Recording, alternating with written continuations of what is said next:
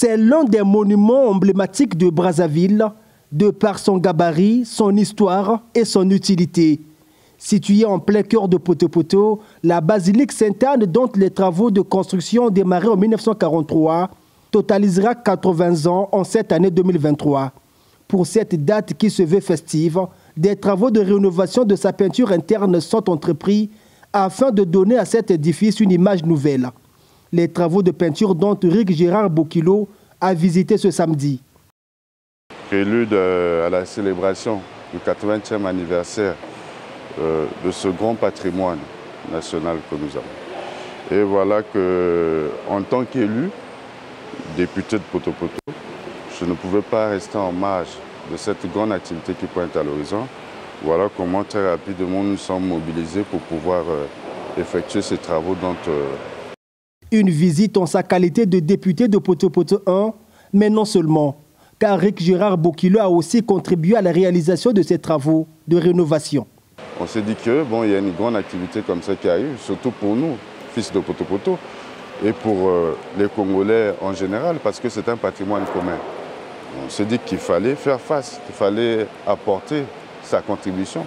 Et voilà comment, très rapidement, on s'est mis au travail pour pouvoir contribuer à ce grand événement qui pointe à l'horizon. Apporter sa contribution à ces travaux, c'est aussi une manière de sauvegarder cet édifice, a reconnu Gabriel Ondongo, qui fait partie des élus présents à cette visite. Et nous sommes donc très intéressés et très contents que cet édifice soit réhabilité. Et les parlementaires que nous sommes normalement les premiers témoins des populations. Et voilà pourquoi nous sommes ici.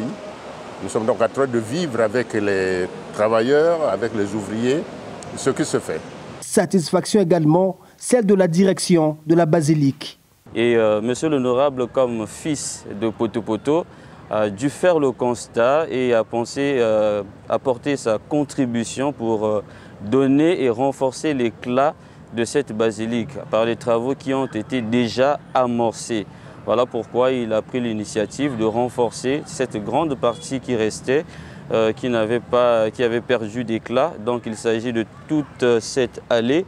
Et puis les deux côtés qui sont comme les joues de la basilique, il s'agit de l'hôtel Saint-Joseph à droite et de l'hôtel Sainte-Thérèse à gauche, pour que les travaux à l'intérieur soient complets.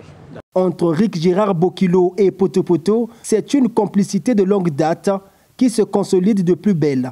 Des écoles hier, aujourd'hui c'est la basilique Sainte-Anne et demain sera certainement un autre endroit pour une autre action.